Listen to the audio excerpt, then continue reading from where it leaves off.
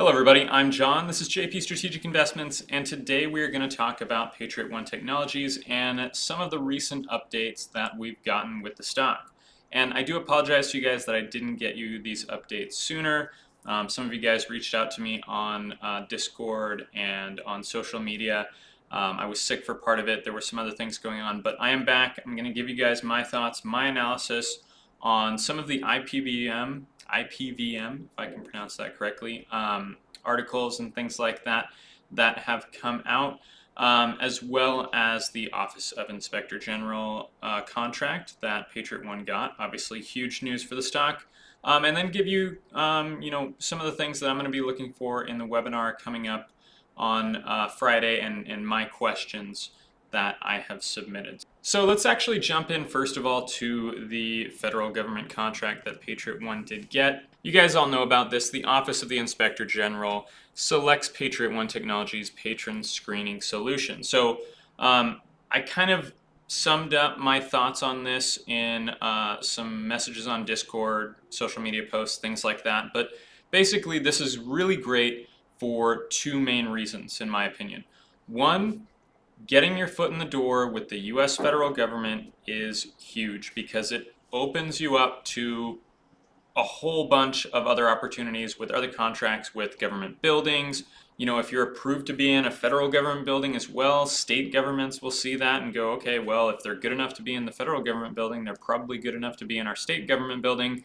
And you have that just kind of ripple effect that can get you a ton of opportunities, as well as the other thing that I think is much further down the road, but that I think this gets the ball rolling for, is schools. And I know Patriot One is not targeting schools right now. The technology is not quite there to deal with all of the backpacks and laptops and different things like that. But down the road, I know they would love to do that.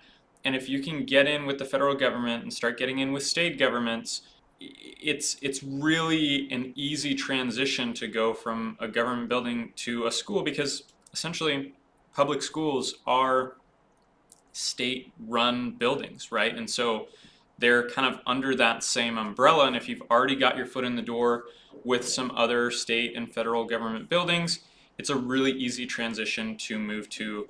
And that opens the door once they have the technology at that point, which I think they're going to be able to do eventually, to a whole bunch of other opportunities. So that is the first reason. And the other reason that I think this is really good is if you look at Maven Security Technologies website. Now, actually, let's jump back here really quickly to this press release. So if we go down here, it says the project was conducted with Maven Security Technologies. So it looks like this wasn't actually a direct sale. This is something that kind of was facilitated by Maven Security Technologies. Maybe Maven Security is working as almost like a reseller or a partner. If you look at their website and their description of their TRSS, it actually says down here it's powered by Patriot One.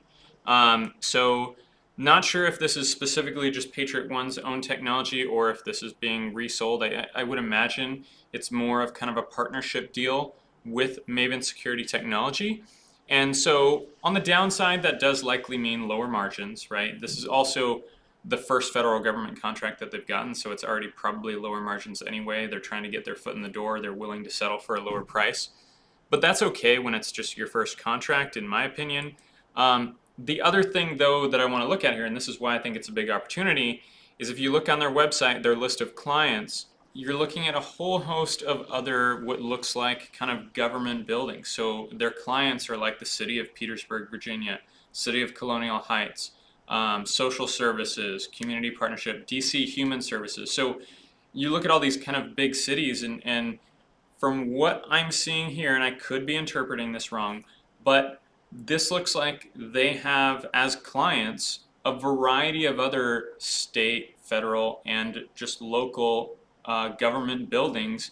And so if this works out with Patriot One Technologies, with the Office of the Inspector General, if all goes smoothly, Office of the Inspector General likes it, Maven likes it, this could be turning into a lot of other opportunities even more easily with these state and federal and local governments, because not only does Patriot One have the door, now Maven, who already has a relationship built up with all of these other facilities, is now working Patriot One into those facilities as well. So really big opportunity with that. That is most of what I wanted to say for the Office of the Inspector General. All right, so now let's get into actually the IPVM articles. I want to talk about two in particular. This one where they compare they talk about NCS4, they compare Evolve and Patriot One, as well as the one where they talk about Evolve not being a weapons detector, but actually just a smarter metal detector. And so these are paid articles, as you guys all probably know. I know a lot of people were looking for the links and stuff in the Facebook groups and other social media. I did go ahead and I was able to read both of those articles, the full articles, but because it's their content, it's IPVM's content, they're charging for it for legal and just out of respect for them. I am going to be careful, and I'm not going to show you guys the entire article, go through and show you a bunch of different things. It's not my place to just take their content and give it out for free, so I'm going to respect that, and hopefully you guys respect that decision from me. But I will give you guys some of the main points from the articles, IPVM's analysis, and my thoughts on what they had to say. And first I want to talk about the one where they say that Evolve is not a weapons detector, but a smarter metal detector is the way that they put it. And so I want to touch on that because if you just read the headline of that article and kind of the little first blurb there, it doesn't really give you a good idea of exactly what their argument is and why they're saying that it's not a weapons detector. And so I wanted to kind of clear some of that up. And the main thing, or they give kind of a few main arguments as to why they don't consider it a weapons detector and why they consider it a smarter metal detector. And they go and they talk about the Evolve's technology, and the way they describe it is actually very similar to you know how I would describe Patriot One's. Is they have a variety of sensors, right, that detect different metal signatures and things like that, and they have an AI software that's laid over it that interprets that data, right, and tries to match it to either known or learned signatures that would match a weapon, right, rather than a non-threat item, okay?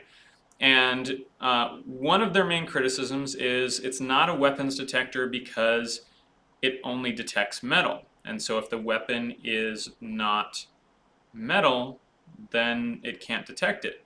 It's a valid criticism, but speaking from just particularly in the situation that I'm in as a Patriot One investor, and that probably most of you guys are watching the video, for the most part, from my understanding, Patriot One is in kind of the same boat there. If it doesn't have any metal in it, they're not going to detect it. So that criticism applies to both Patriot One and Evolve, again, from my understanding at the moment. Now, the other thing that they talk about is that their rate of error, or their rate of false positives in particular, is so high that they can't actually say that their technology really works as a weapons detector because it's having so much trouble with these other things they talk about, umbrellas and strollers and laptops and other things in particular. And with that criticism, again, legitimate criticism, I would say that you know, Patriot One probably has, and from my experience, and again from my understanding, has some similar issues with some of those things, but we'll really have to wait until we see the NCS4 report, or the operational exercise report from NCS4 from Evolve, which actually I'll get to. They mentioned that in this article here. kind of an update on that. We'll have to wait till we have that data before we can really make any judgments as far as, is Patriot One's false positive rate and detection rate and things like that, is it actually better than Evolve's? And again, to preface or to give some context to that, because I know some people might watch that and go, hey, it's not an actual true comparison, they're just two separate operational exercise reports. I do get that, I do understand that, and I'm not saying we're going to be able to make a direct comparison, but I am saying it's going to be able to give us a lot better insight into what their detection rate is, rather than just, things that we can read online at the moment, or the tests that I've done personally where I've walked through each of them, kind of holding a couple different things. 3 times walking through is a very small sample size. I can make certain opinions and analysis on that, but it is much better to see what NCS4 is going to do with multiple, hundreds of walkthroughs, and a much larger sample size to be able to analyze there. So I think we're going to have to wait for that report. And so the second article here, there's really kind of only one main thing I want to touch on here. The Evolve and Patriot One compete, as NCS4 says. Transparency is a priority. One, yes, I agree, transparency is definitely a priority. There is some discussion to be had about how certain weaknesses and vulnerabilities of security systems should be handled when it comes to disclosing that to the public. And there's a gray area there, and that's kind of discussed in the article and the comments and things like that. But that's kind of, just a discussion that you can have your opinion, how a company should go about disclosing that, and whether or not, or when it's necessary to disclose things to the public to stop a company from falsely advertising versus, when it's not. And again, I'm not accusing anybody here of anything. I'm just saying that that's the discussion to be had. The one thing that I will mention here, and I will note from the article, is that IPVM did reach out recently, or as recent as this article, which was mid-January, to NCS4 on an update on when Evolve's operational exercise report will be publicly available.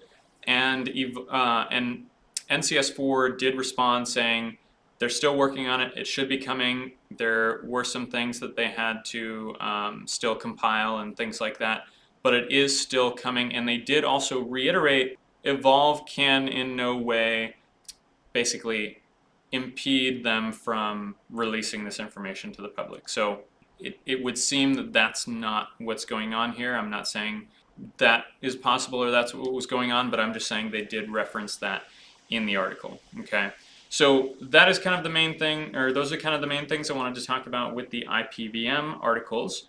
And the last thing here is the upcoming webinar. And so I just want to talk about my 2 main questions that I had and why I asked them. So the first one that I am asking, that I sent in, is, have we gotten any contracts as a direct result of the NCS4 operational exercise report? And if so, how many did we get? Because I want to try to really get a gauge of how impactful that is on the decision making of the pro sports leagues and other venues and things like that. Because that could very well be the turning point where this is validated, especially seeing now that we got the federal government contract as well, seemingly shortly after that came out, the NCS4 report. So that is my first question. And the next question is, what percentage of current contracts being signed at the moment are coming through partners versus coming as direct business? And is this percentage something that is representative of where the company, or where Peter sees the company going in the future? That way we can kind of get a better idea of how much we should expect, how much business we should expect coming in from partners versus direct, because obviously the partnerships are probably going to be at a lower margin, lower profit margin than direct business, because you have to, pay the partners somehow, whether it be through commissions or direct or something like that. So those are the questions that I'm asking. That is my update on Patriot One. Obviously, we have the webinar coming up. I will definitely be doing a video review of that, but that is kind of my update right now. If you have any questions, comments, definitely leave those below. And other than that, I will see you guys next time. Have a great day.